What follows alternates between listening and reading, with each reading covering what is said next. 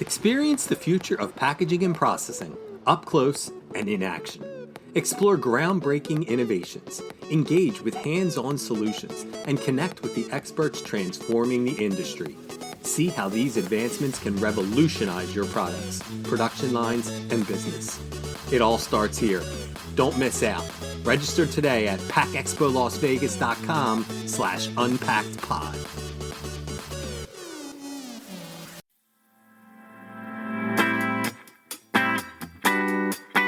You're listening to Unpacked with PMMI, where we share the latest packaging and processing industry insights, research, and innovations to help you advance your business.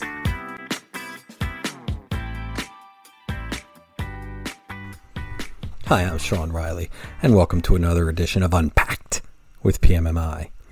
PMMI's association services provide management services to packaging and processing industry associations, including the Association for Contract Packagers and Manufacturers, the Institute of Packaging Professionals, and the Cold Pressure Council, just to name a few. Recently, while recording some content to help fill the void created by the COVID-19 cancellation of CPC's annual meeting, we discovered some topics that might just be of interest to our listeners over here at Unpacked for PMMI. Here, we get a little scientific with Ben Howard, Laboratory Director at Certified Laboratories Incorporated. Our goal was to get Ben to explain shelf life testing, and shelf life studies in terms even I could understand. With that, thanks for joining us on the podcast, Ben. Yeah, it's my pleasure. Thanks for having me. Now, I know this is kind of going to be a broad question to start out with, but for those that are listening to this podcast, they might have a limited background in our industry. They might have a limited background in processing. Maybe they are trying to learn more about it. To start us out, describe to us, what is shelf life testing?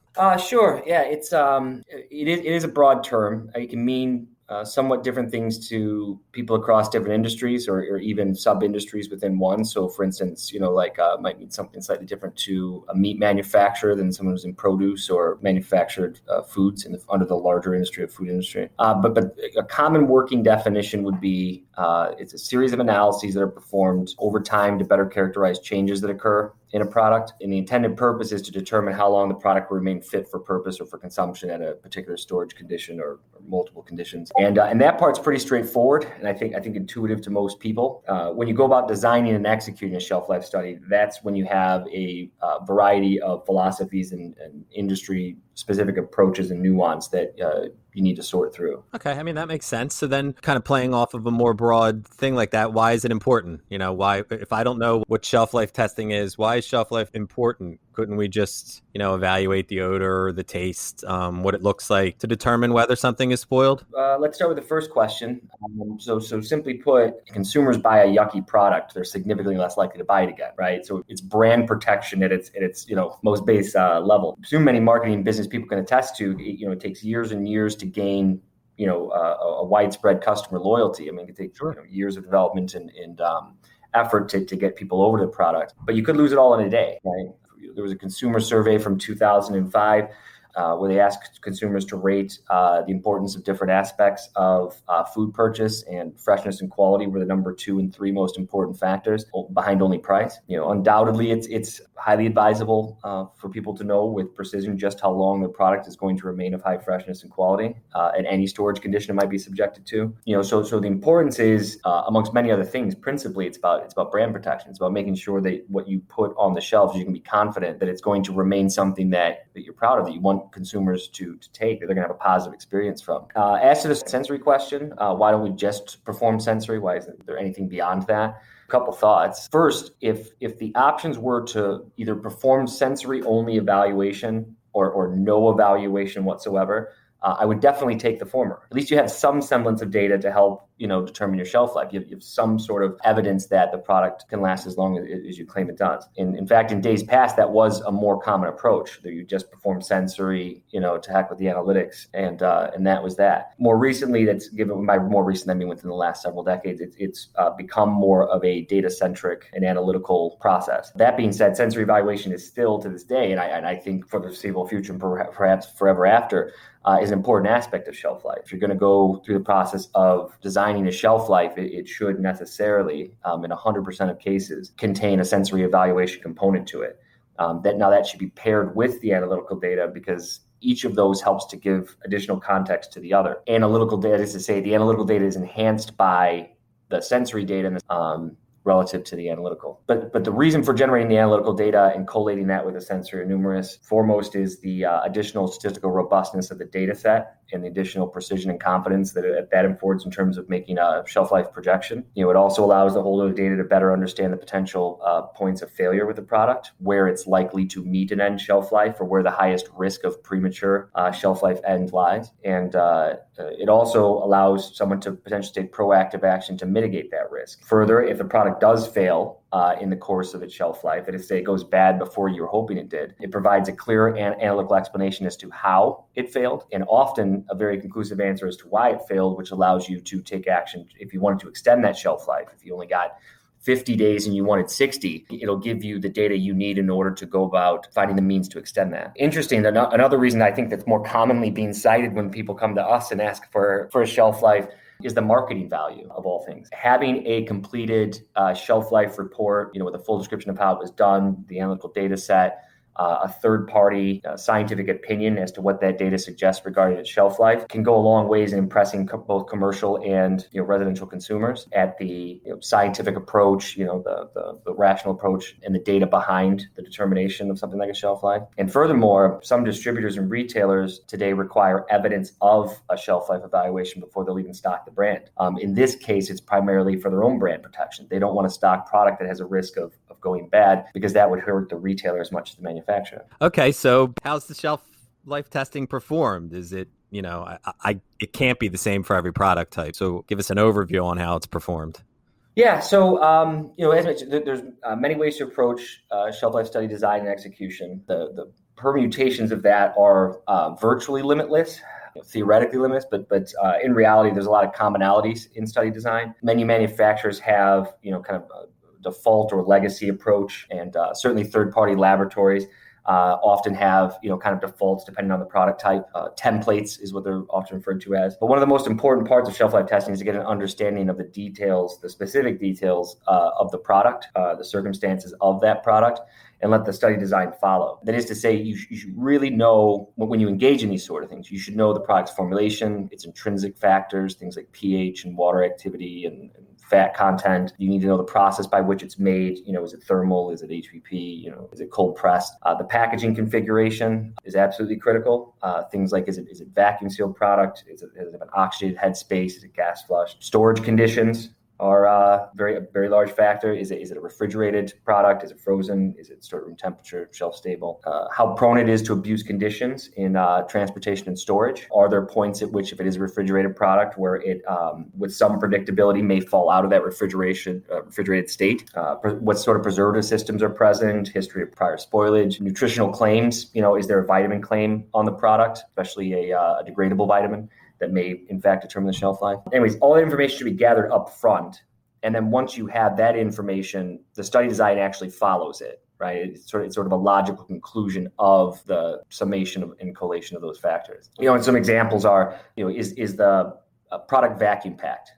If yes, you should focus on anaerobes in terms of microbial spoilage. Doesn't mean you don't look at aerobes at all, but anaerobes are going to be the focus. Is the project refrigerated? If yes, you should look at psychotrophs, organisms that are capable of growing under refrigerated conditions. Does it have a water activity below 0.6? If so, you can cut some of the microanalysis. It's not going to be the cause of spoilage. Focus on chemical. Is it a high fat product that's frozen? If yes, you're going to look at oxidative rancidity, moisture loss, and sensory, and again, truncate the micro. The vitamin declaration. What's that value? Is it a degradable vitamin? Is it likely that vitamin will fall below its label claim before other end of shelf life metrics are seen? So anyways, those are sort of the considerations and the parameters. And typically, I can speak from a third-party laboratories point of view, we usually have a conversation with the customer when they want to proceed with the shelf life evaluation. The first part is us asking the questions and getting the information regarding the factors mentioned. And then the second half is usually us explaining to them what their options are, recommendations are based on that. So with that, though, do I have options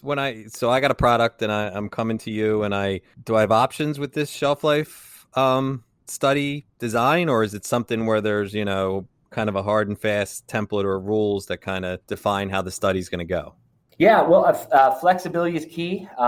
Despite being considered one of the simpler study types, especially in food, there's a heck of a lot of nuance to consider. I mean, as illustrated in the answer to the other question, there's lots of factors that are in play. And in some cases, there's quite a bit of elective option in terms of the design and execution. The options you have come with different cost benefits, but some common ones are like the number of lots to be tested, the time points, and number of time points, number of replicates of samples tested per time point. These things are adjusted to balance the cost and the robustness of the data set. They're kind of on a continuum. Obviously going with the minimum number of all these parameters would reduce the cost. It'll give you the lowest cost, but it may compromise the reliability of the data set. Certainly there'll be some sacrifices to the significance of it. Reducing the time points could artificially shorten the shelf life. For example, if you had a product that you wanted to say have 100-day shelf life claim on, and in an effort to reduce cost, you did just a day 0, a day 15, a day 100 test, and you find out that a day 50 it passed, but a day 100 it failed. Well, you would default back to the day 50 shelf life, so your shelf life becomes 50 days. Whereas if you did something more like a 0, 25, 50, 75, and 100 time points, you might find that it passed the 75-day mark before it failed on its way to 100. In which case, you just increase your shelf life by 50% by adding those 2 time points. And then it goes on and on. I mean, every 10 days you might have found that it made it to day 80 or 90, again increasing your shelf life. Of course, adding those time points adds costs, right? It's more analysis that needs to be performed, more product that needs to be made and stored.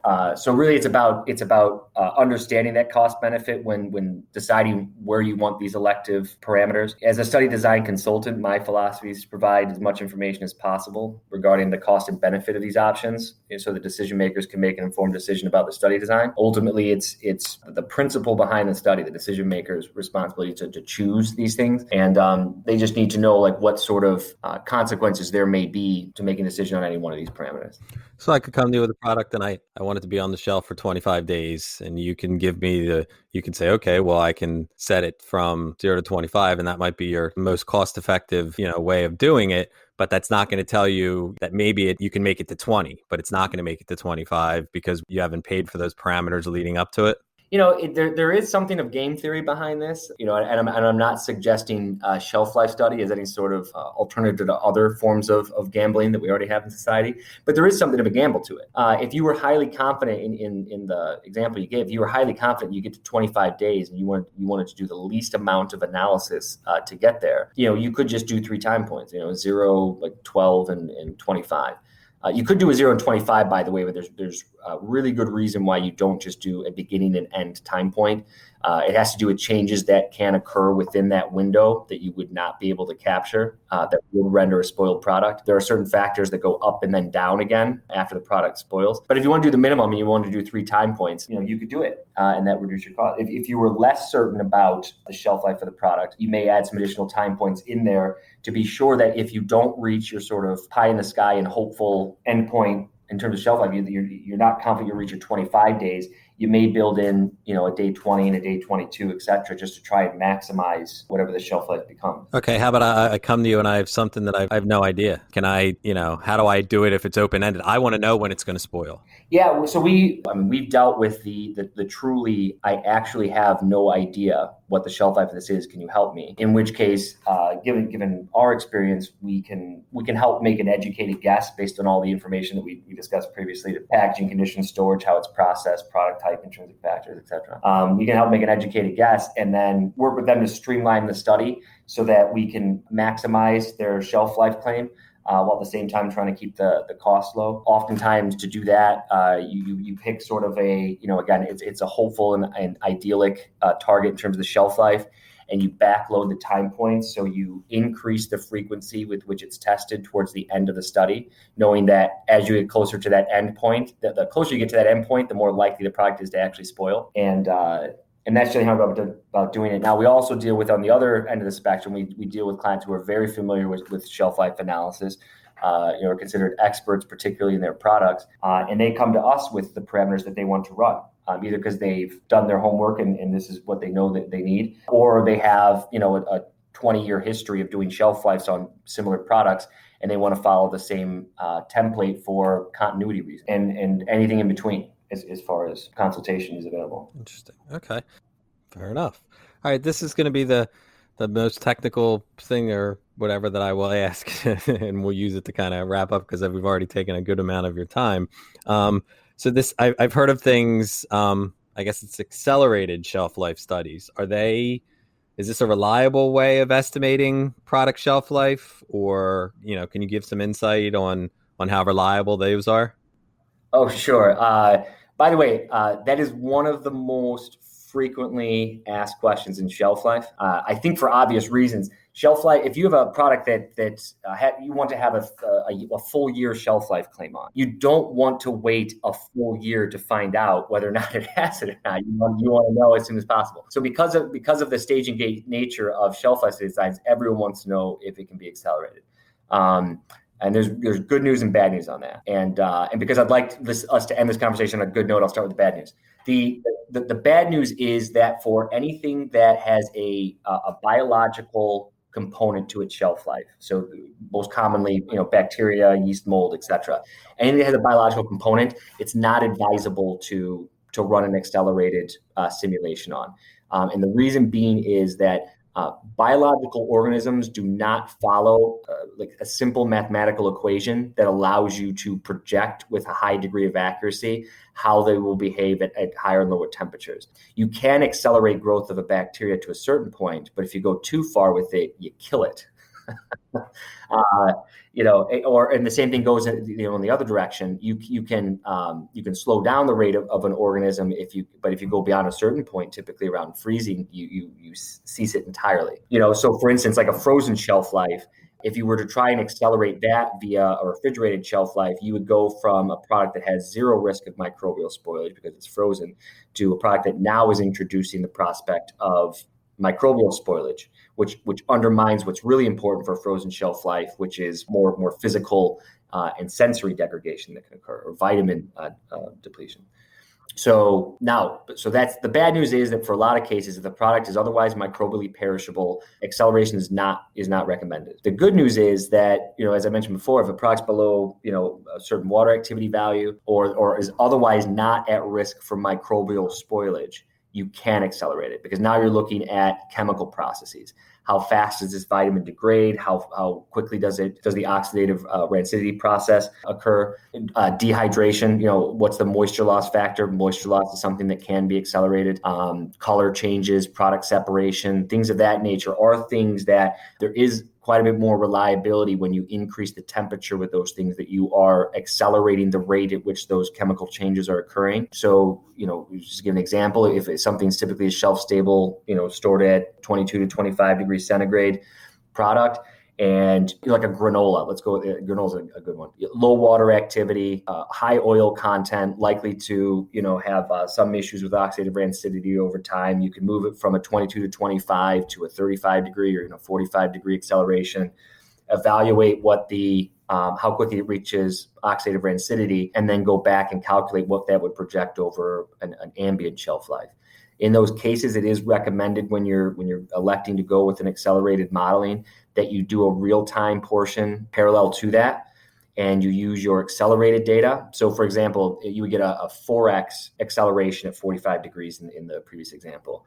So instead of running a 12-month study, you can run as short as a 3-month study to get your accelerated data. You should still run, albeit a smaller, and a streamlined version of the study real time, but you should go back, and when you get the 12-month data set for the real time, go back and verify that it matches up and aligns with the accelerated portion of it. And the reason being is, even though you can via formulation project, extrapolate accelerated data and map it onto real time, there are some misses there. It definitely increases the measurement to uncertainty of the testing itself, and going back and verifying via a real-time study is considered best practice and prudent. And that, again, that would make sense. And I would think that you, like you said, you don't want to wait a year for something, but if you can, get a 95 or whatever, 99% gauge on it by accelerating it, and then doing the other one simultaneously to kind of fill in those gaps, that makes sense. And I'd also make sense that you wouldn't accelerate it with the things that I would assume would include, meats and produce and things that could harm you. Yeah. Yeah, well, because in that case, you go from the potential risk of a loss of precision to being out and out misleading. And so you certainly sacrificing some accuracy and precision with it in order to get an earlier read is tolerable to an extent. But in the case of accelerating a microbial foliage, that is ill-advisable and ultimately would lead to, in many cases, a misleading conclusion that would have people missing on their shelf life left, right, and center. Right, which we don't want. Well, I can't thank you enough for taking the time to do this with us. I obviously learned a lot that I didn't know coming into this, and you were able to explain it to. I would be one of the people that doesn't know the ins and outs of it, and I have a much firmer grasp of it now. So again, we appreciate you finding time to do this with us, Ben. Yes, my pleasure. Anytime. Please rate, review, and subscribe. To do that, go to the iTunes podcast or Spotify app on your phone and search for Unpacked with PMMI.